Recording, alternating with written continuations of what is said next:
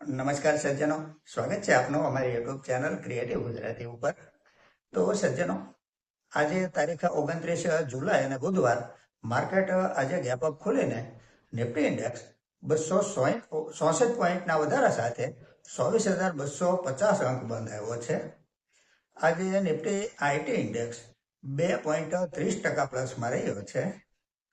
તો Nifty metal index 2.30% ઉપર ગયો છે. ગોલ્ડ ETF તથા સિલ્વર ETFમાં આજે ખાસ કંઈ વધારો ઘટાડો નથી નોંધાયો. બ્રેન્ટ ક્રૂડ ઓઇલ આજે $88 પ્રતિ બેરલ ટ્રેડ કરી રહ્યું છે. સજ્જનો, એ કંપની તથા ફંડામેન્ટલના વીતેલા ઇતિહાસની ચર્ચા માત્ર અભ્યાસના હેતુથી કરીએ છીએ, જેને ખરીદ વેચાણની ભલામણ નહીં સમજવા આપ સૌને એક વિનંતી કરું છું. આજની ચર્ચાની પહેલી કંપની છે ફોર્ટિસ હેલ્થકેર લિમિટેડ. આ એક મોટા ગજાની હોસ્પિટલ કંપની છે. ફંડામેન્ટલ જોઈએ કંપનીનું તો જે સેલ્સ માર્ચ 2025 ક્વાર્ટરમાં 2007 કરોડ હતું, તે વધીને 2,365 કરોડ થયું છે. નેટ પ્રોફિટ 188 કરોડથી વધી 271 કરોડ થયો છે. છેલ્લા 3 વર્ષનો કમ્પાઉન્ડિંગ પ્રોફિટ ગ્રોથ 27% છે અને TTM 26% છે. સેલ્સ ગ્રોથ 3 વર્ષનો 13% છે અને TTM 17% છે. સ્ટોક પ્રાઇસ 3 વર્ષનો 41% છે. 1 વર્ષનું શેર હોલ્ડરને રિટર્ન 11% આપ્યું છે. બેલેન્સ શીટ જોઈએ તો બોરોવિંગ 3,473 કરોડનું છે. સામે રિઝર્વ કંપની પાસે 9,141 કરોડનું છે. માર્કેટ કેપ 71,442 કરોડની છે. આ એક મિડ કેપ કંપની છે. સ્ટોક પ્રાઇસ 946 રૂપિયા છે. 52 વીક હાઈ 1,105 રૂપિયાનો બનેલો છે. પી રેશિયો 67 છે. ROC 13.40% છે. ROE 11.20% છે. ડિવિડન્ડ yield 0.11% છે. ફેસ વેલ્યુ 10 રૂપિયા છે. શેર હોલ્ડિંગ પેટર્ન જોઈએ તો પ્રોમોટર હોલ્ડિંગ 31.17% છે. FIIનું હોલ્ડિંગ 25.20% છે. DIIનું હોલ્ડિંગ 32.23% છે અને પબ્લિકનું હોલ્ડિંગ 11.40% છે. આ એક પ્રોફિટેબલ કંપની છે. આગળની કંપની છે કોફોર્જ લિમિટેડ. આ એક IT સર્વિસ સોલ્યુશન પ્રદાન કરતી કંપની છે, જે જૂન 2024 ક્વાર્ટરનું રિઝલ્ટ રજૂ કરી દીધું છે.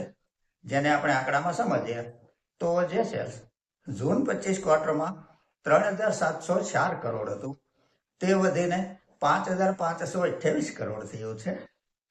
નેટ પ્રોફિટ 356 કરોડથી વધી 532 કરોડ થયો છે.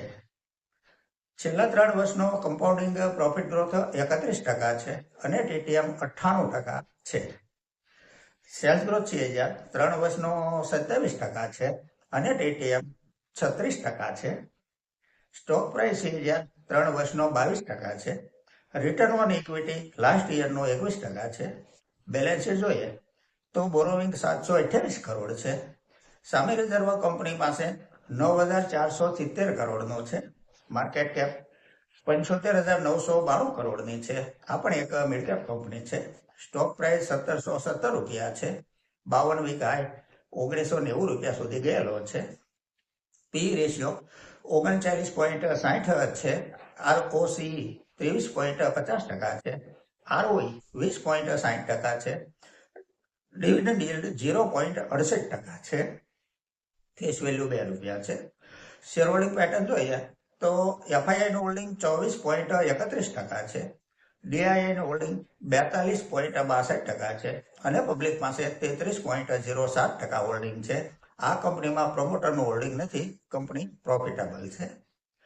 આગળ એક સજ્જન કહે છે કે VG ફાઇનાન્સ લિમિટેડ વિશે વાત કરવી. સ્ટોકમાં આજે 2%ની અપર સર્કિટ હતી.